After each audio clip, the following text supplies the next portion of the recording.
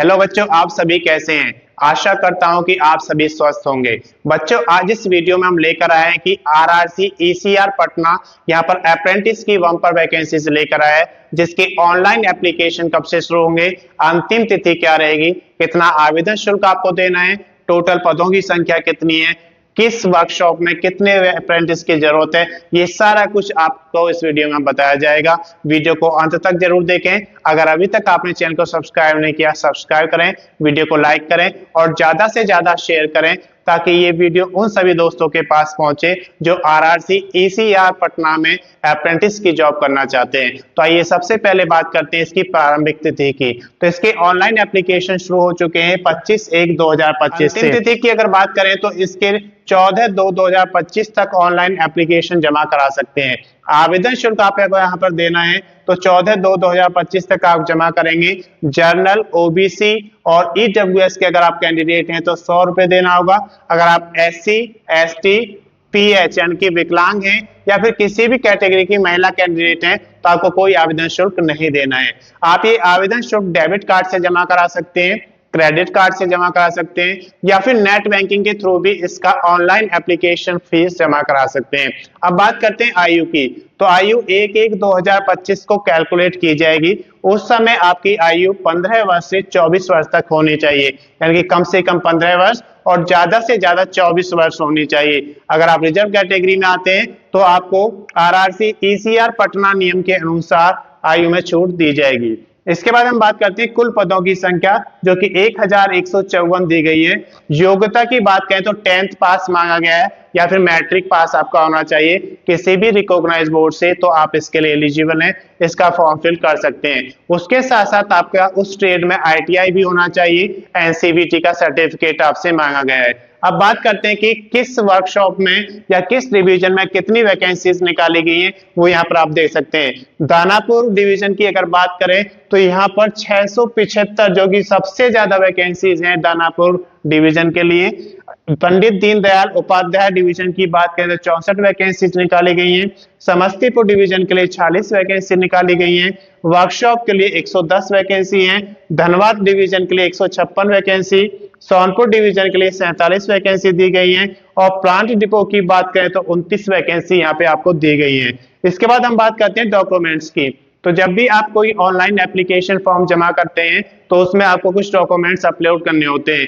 आपके एलिजिबिलिटी में आपके क्वालिफिकेशन के डॉक्यूमेंट्स आते हैं, आपका कास्ट सर्टिफिकेट आता है और आप किस स्टेट में रहते हैं उसका डोमिसाइल सर्टिफिकेट आता है। इसके अलावा आपके पास एक वैलिड आईडी प्रूफ होना चाहिए, एक वैलिड एड्रेस प्रूफ होना चाहिए, एक फोटो आपको रखना है फुल साइज और सिग्नेचर आप एक पेज पर करेंगे। तो इन सभी का आपको स्कैन कॉपी अपने पास रखना है, ताकि आप जब ऑनलाइन एप्लीकेशन फॉर्म फिल करेंगे तो ये सारे डॉक्यूमेंट्स आपको अपलोड करने होते हैं। इसके बाद हम बात करते हैं बेसिक डिटेल्स की। तो जब भी आप ऑनलाइन एप्लीकेशन फॉर्म जमा करते हैं तो उसमें कुछ बेसिक डिटेल्स आपको देनी होती है, जैसे कि आपकी क्वालिफिकेशन, आपका name, father's name, date of birth, आपका परमानेंट एड्रेस। इसके अलावा अगर आप अलग मेलिंग एड्रेस आपका अलग है तो मेलिंग एड्रेस भी देना होता है। जब ये सारी डिटेल्स आपकी फिल हो जाती है इसको अपलोड करेंगे। जब डॉक्यूमेंट्स अपलोड हो जाएंगे उसके बाद आप फोटो और सिग्नेचर को अपलोड करते हैं। जब ये सारी चीजें अपलोड हो जाती हैं उसके बाद आपको प्रीव्यू चेक करना होता है। प्रीव्यू चेक करने से आपको एक फायदा मिलता है कि अगर आपने कोई गलती की है तो आप उसे सुधार सकते हैं, और अगर प्रीव्यू चेक करने के बाद आपको लगता है कि आपने कोई गलती नहीं की तो आप उसका फाइनल सबमिशन कर देंगे। फाइनल सबमिशन के बाद आपको प्रिंट आउट लेना बहुत जरूरी है, क्योंकि जैसे जैसे आप भर्ती में आगे बढ़ेंगे तो आपके पास एक रिकॉर्ड रहता है कि कौन कौन से डॉक्यूमेंट्स आपने अपलोड किए थे और कौन कौन से डॉक्यूमेंट्स आपको इसमें भर्ती में आगे बढ़ने के लिए जरूरी है वो अपने पास रखने हैं। अगर इसकी अधिक जानकारी आपको लेना है तो अधिक जानकारी के लिए आप आरआरसी ईसीआर पटना का ऑफिशियल नोटिफिकेशन पढ़ेंगे तो उसमें आपको सारी जानकारी मिल जाएगी। रेल मंत्रालय ने यहाँ पर बम्पर वैकेंसी निकाली है DFCCIL के लिए, जिसकी ऑनलाइन एप्लीकेशन कब से शुरू होंगे, इसका अंतिम तिथि क्या रहेगा, क्या क्वालिफिकेशन आपका मांगा गया है, कितने पदों की संख्या है, किस ट्रेड में कितने पद है, सारा कुछ इस वीडियो में डिस्कस करेंगे। अगर अभी तक आपने चैनल को सब्सक्राइब नहीं किया, सब्सक्राइब करें, वीडियो को लाइक करें और ज्यादा से ज्यादा शेयर करें, ताकि ये वीडियो उन सभी दोस्तों के पास पहुंचे FCCIL में जॉब करना चाहते हैं। तो आइए सबसे पहले यहाँ पर हम बात करते हैं इसकी प्रारंभिक तिथि की। तो इसके ऑनलाइन एप्लीकेशन शुरू हो चुके हैं 18/1/2025 से, यानी कि 18 जनवरी 2025 से ऑनलाइन एप्लीकेशन शुरू हो चुके हैं। अंतिम तिथि इसका दिया गया है 16/2/2025, यानी कि 16 फरवरी 2025 तक आप इसका ऑनलाइन एप्लीकेशन जमा करा सकते हैं। शुल्क की अगर बात करें तो 16/2/2025 तक आपको जमा करना होगा। किस कैटेगरी में कितना आवेदन शुल्क आपको देना है ये यहाँ पर आप देख सकते हैं। अगर आप एमटीएस का फॉर्म फिल करना चाहते हैं और आप अनरिजर्व यानी कि सामान्य जाति, ओबीसी, अदर बैकवर्ड कास्ट जिन्हें हम अन्य पिछड़ा वर्ग कहते हैं, या फिर ईडब्ल्यूएस इकोनॉमिकली वीक सेक्शन के अंतर्गत आते हैं, तो आपको आवेदन शुल्क यहाँ पर 500 रुपए देना होगा। अगर आप किसी और का फॉर्म फिल करना चाहते हैं यहाँ पर, जैसे कि एग्जीक्यूटिव या जूनियर मैनेजर के लिए, तो उसके लिए जनरल कैटेगरी में आपको ओबीसी के लिए और ईडब्ल्यूएस के लिए सभी के लिए 1000 रुपए का आवेदन शुल्क देना होगा। अगर आप किसी अन्य कैटेगरी में आते हैं, जैसे कि आप SC schedule caste, ST schedule tribes, या आप फिजिकल हैंडीकैप्स जिन्हें हम विकलांग कहते हैं उसके अंतर्गत आते हैं, तो आपको कोई आवेदन शुल्क यहाँ पर नहीं देना है। इसके बाद हम बात करते हैं कि जो आवेदन शुल्क आप कैसे जमा करा सकते हैं। अगर आप डेबिट कार्ड यूज करते हैं तो डेबिट कार्ड से इसका ऑनलाइन एप्लीकेशन फीस जमा करा सकते हैं। अगर आप क्रेडिट कार्ड यूज करते हैं तो क्रेडिट कार्ड से भी इसका ऑनलाइन एप्लीकेशन फीस जमा हो सकता है। और अगर आप नेट बैंकिंग यूज करते हैं तो नेट बैंकिंग के थ्रू भी इसका ऑनलाइन एप्लीकेशन फीस जमा करा सकते हैं। अब बात करते हैं इसकी कि जो आपका करेक्शन डेट है वो कब का रहेगा, तो 23 से 27 फरवरी 2025 तक रखा गया है। करेक्शन आपको तब करना होता है जब आप ऑनलाइन एप्लीकेशन फॉर्म भरते समय कोई गलती कर देते हैं और उस गलती को आप सुधारना चाहते हैं, तो उसके लिए आपको एक डेट दिया जाता है। उस डेट के अंतराल में आपको उसे कंप्लीट करना होता है। तो इसके 23 से 27 फरवरी तक आप कर सकते हैं। एग्जाम की बात करें तो 2 एग्जाम यहाँ पे दिए गए, स्टेज 1 और स्टेज 2। स्टेज 1 जो होगा इसका अप्रैल 2025 में होगा, और अगर स्टेज 2 की बात करते हैं तो अगस्त 2025 में इसका स्टेज 2 होगा। उसके बाद पीईटी यानी कि फिजिकली एफिशिएंसी टेस्ट आपका होगा, जो कि आपको यहाँ पे दिया गया है अक्टूबर और नवंबर 2025 में ऐसे कराया जाएगा। आयु की अगर बात करें तो 1/7/2025 को कैलकुलेट की जाएगी। उस समय आपकी आयु 18 वर्ष से 30 वर्ष तक होनी चाहिए, और अगर आप एमटीएस का बनना चाहते हैं तो 18 वर्ष से आपका 33 वर्ष तक यहाँ पे मांगा गया है। अगर आप रिजर्व कैटेगरी में आते हैं तो आपको आयु में छूट दी जाएगी DFCCIL नियम के अनुसार। अब बात करते हैं यहाँ पर कुल पदों की संख्या।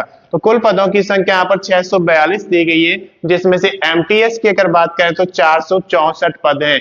एमटीएस मतलब मल्टीटास्किंग स्टाफ होता है, जिसमें यहाँ पर सबसे ज्यादा वैकेंसी दी गई है 464। अब उसके लिए क्वालिफिकेशन क्या होना चाहिए, आपके पास 10th पास होना चाहिए और आपके पास आईटीआई होना चाहिए उस ट्रेड में जिसमें आप इसका फॉर्म फिल करना चाहते हैं। कम से कम 60% अंक आपके होने चाहिए आईटीआई में, तो आप इसके लिए एलिजिबल हैं और आप इसका फॉर्म फिल कर सकते हैं। जूनियर मैनेजर के जहां पर 3 पद दिए गए हैं, इसमें आप यहाँ पर देख सकते हैं फाइनेंस के लिए मांगा गया है। सीए आपके पास होना चाहिए या फिर आपने सीएमए अगर किया है तो आप इसके लिए एलिजिबल हैं और आप जूनियर मैनेजर का फॉर्म फिल कर सकते हैं। अगर हम एग्जीक्यूटिव की बात करते हैं तो सिविल के लिए यहाँ पे 36 वैकेंसी निकाली गई हैं। इलेक्ट्रिकल की अगर बात करें तो 64 वैकेंसी निकाली गई हैं, और आप सिग्नल या फिर टेली कम्युनिकेशन की बात करें तो 75 वैकेंसी निकाली गई हैं। इन सभी के लिए जो योग्यता रखा गया है, उस ट्रेड में आपके पास डिप्लोमा या डिग्री होना चाहिए जिस ट्रेड में आप इसका ऑनलाइन एप्लीकेशन भरना चाहते हैं। बात करते हैं डॉक्यूमेंट्स की। तो जब भी आप कोई ऑनलाइन एप्लीकेशन फॉर्म जमा करते हैं तो उसमें कुछ डॉक्यूमेंट्स आपको अपलोड करने होते हैं। कौन कौन से डॉक्यूमेंट्स अपलोड करने होते हैं आप यहाँ पर देख सकते हैं। एलिजिबिलिटी में वो डॉक्यूमेंट्स आते हैं जैसे कि आपकी क्वालिफिकेशन के डॉक्यूमेंट्स, आप अगर किसी स्टेट में रहते हैं तो उसका डोमिसाइल सर्टिफिकेट आपके पास होना चाहिए। रिजर्व कैटेगरी में आते हैं तो उसका कास्ट सर्टिफिकेट आपके पास होना चाहिए, और अगर आप फिजिकल हैंडीकैप से हैं तो उसका सर्टिफिकेट आपके पास होना चाहिए। ये सारे डॉक्यूमेंट्स आपके एलिजिबिलिटी क्राइटेरिया में आते हैं और आपको ये सारे स्कैन कॉपी में अपने पास रखने हैं।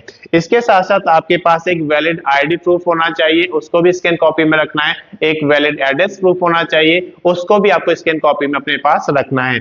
उसके बाद हम बात करते हैं यहाँ पर फोटो की। तो A4 साइज फोटोग्राफ आपको रखना है और उसकी स्कैन कॉपी आपको रखना है। अगर हम सिग्नेचर की बात करते हैं तो आप एक पेज पर सिग्नेचर करेंगे और उसको भी स्कैन कॉपी में आपको रखना है। तो ये सारे डॉक्यूमेंट्स आपके पास स्कैन कॉपी में होने चाहिए। अब बात करते हैं यहाँ पर बेसिक डिटेल्स की। तो जब आप ऑनलाइन एप्लीकेशन फॉर्म शुरू करते हैं तो उसमें कुछ बेसिक डिटेल्स आपको देनी होती है, जैसे कि आपकी क्वालिफिकेशन, आपकी डेट ऑफ बर्थ, आपका नेम, फादर्स नेम, इसके साथ साथ आप किस स्टेट में रहते हैं उसका आपको डोमिसाइल सर्टिफिकेट वहां पे देना होता है। ये सारी चीजें देने के बाद आपको अपना एड्रेस देना होता है। अगर आपका परमानेंट एड्रेस और मेलिंग एड्रेस अलग अलग है तो दोनों एड्रेस आपको देने होंगे। जब ये सारी डिटेल्स आपके फिल हो जाती हैं फिर उसमें आप डॉक्यूमेंट्स अपलोड करते हैं। कौन कौन से डॉक्यूमेंट्स अपलोड होते हैं वो सारा हमने आपको यहाँ पर बता दिया है। जब डॉक्यूमेंट्स अपलोड हो जाएंगे उसके बाद आप फोटो और सिग्नेचर अपलोड करते हैं। जब ये सारी चीजें अपलोड हो जाती हैं उसके बाद आप उसका प्रीव्यू चेक करते हैं। प्रीव्यू में अगर आपको लगता है कि कुछ गलती आपने की है तो आप उसे सही कर सकते हैं, और अगर आपको लगता है कोई गलती नहीं की है तो आप उसका फाइनल सबमिशन कर देंगे। और जब उसका फाइनल सबमिशन आप करेंगे उसके बाद आपको उसका प्रिंट आउट लेना है, क्योंकि प्रिंट आउट से आपके पास एक रिकॉर्ड रहता है कि आपने कौन कौन से डॉक्यूमेंट्स अपलोड किए। जब भर्ती में आप आगे बढ़ेंगे तो कौन कौन से डॉक्यूमेंट्स आपको रेडी रखने हैं, ये सारा कुछ आपके पास एक रिकॉर्ड के तौर पर रहता है। अधिक जानकारी आपको लेना है तो उसके लिए आप DFCCIL का जो एडवर्टाइजमेंट नंबर है 1DR 2025 उसे पढ़ेंगे तो आपको सारी जानकारी मिल जाएगी। गोरखपुर में अप्रेंटिस के लिए बम्पर वैकेंसीज निकाली गई हैं, जिसके ऑनलाइन एप्लीकेशन कब से शुरू होंगे, अंतिम तिथि क्या रहेगा, कितना एप्लीकेशन फीस आपको देना है, क्या क्वालिफिकेशन आपकी होनी चाहिए, टोटल पदों की संख्या कितना है, ये सारा कुछ इस वीडियो में डिस्कस करेंगे। वीडियो को अंत तक जरूर देखें।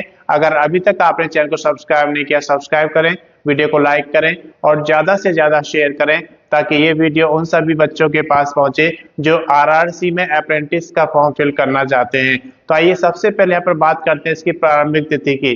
तो इसके ऑनलाइन एप्लीकेशन शुरू हो चुके हैं 24/1/2025 से, यानी कि 24 जनवरी 2025 से ऑनलाइन एप्लीकेशन फॉर्म शुरू हो चुके हैं। तिथि रहेगा 23/2/2025, यानी कि 23 फरवरी 2025 तक आप इसका ऑनलाइन एप्लीकेशन जमा करा सकते हैं।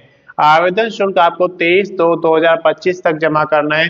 कितना आवेदन शुल्क आपको देना है कैटेगरी वाइज यहाँ पर देख सकते हैं। अगर आप जनरल कैटेगरी जिसे हम अनरिजर्व यानी कि सामान्य जाति कहते हैं, या फिर OBC अदर बैकवर्ड कास्ट, या फिर अन्य पिछड़ा वर्ग कहते हैं, या फिर EWS जिन्हें हम इकोनॉमिकली वीकर सेक्शन कहते हैं, उसके अंतर्गत अगर आप आते हैं तो आपको 100 रुपए का यहाँ पर एप्लीकेशन फीस देना होगा।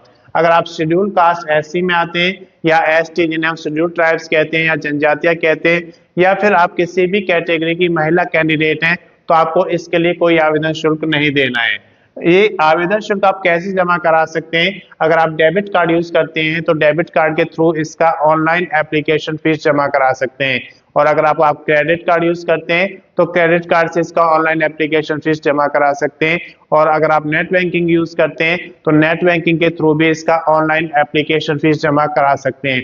इसके बाद हम बात करते हैं आयु की। आपकी आयु 24/1/2025 यानी कि 24 जनवरी 2025 को कैलकुलेट की जाएगी।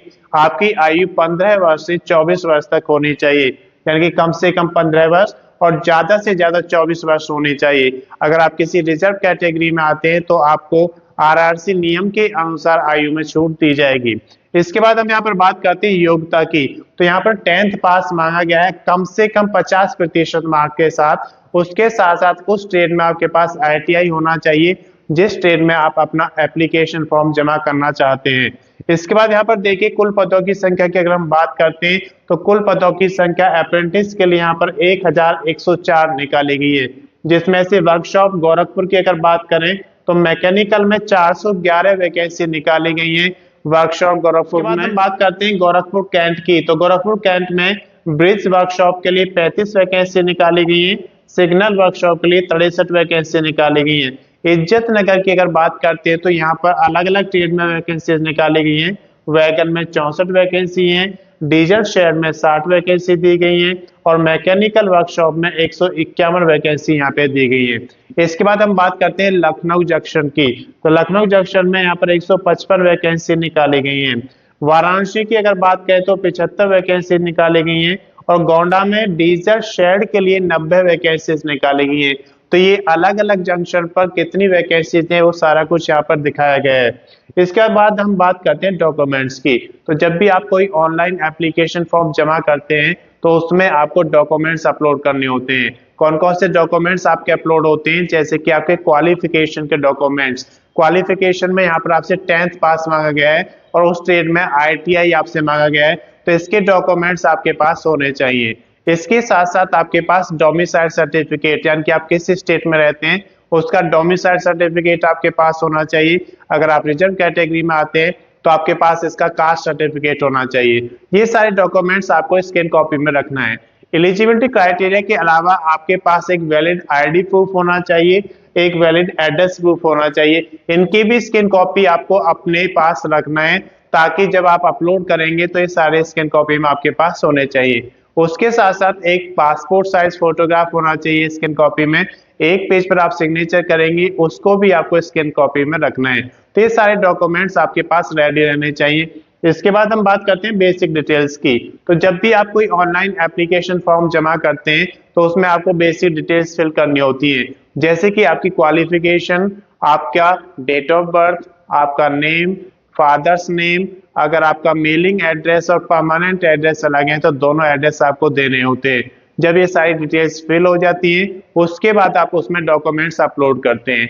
जब डॉक्यूमेंट्स अपलोड हो जाएंगे तो उसके बाद आपको उसका प्रीव्यू चेक करना है। प्रीव्यू चेक करने से आपको एक बेनिफिट होता है कि अगर कोई गलती होती है तो आप उसे सुधार लेते हैं, और अगर प्रीव्यू चेक करने के बाद आपको लगता है कि सारी जो एंट्रीज आपने की वो सही है तो आप उसका फाइनल सबमिशन कर देंगे। और फाइनल सबमिशन के बाद आपको उसका प्रिंट आउट लेना बहुत जरूरी है, क्योंकि प्रिंट आउट लेने से आपके पास एक रिकॉर्ड रहता है कि जैसे जैसे आप भर्ती में आगे बढ़ेंगे तो वो सारी डिटेल्स आपके पास रहती है। अधिक जानकारी चाहिए तो अधिक जानकारी के लिए आप NER-RRC गोरखपुर का नोटिफिकेशन पढ़ेंगे, जो कि उसकी ऑफिशियल वेबसाइट पर मिलेगा, तो आपको सारी जानकारी मिल जाएगी। मैं समझता हूँ कि जानकारी आपके लिए पर्याप्त है। अगर अभी तक आपने चैनल को सब्सक्राइब नहीं किया, सब्सक्राइब करें, वीडियो को लाइक करें और ज्यादा से ज्यादा शेयर करें, ताकि ये वीडियो उन सभी दोस्तों के पास पहुंचे जो RRC गोरखपुर में फॉर्म फिल करना चाहते हैं। धन्यवाद।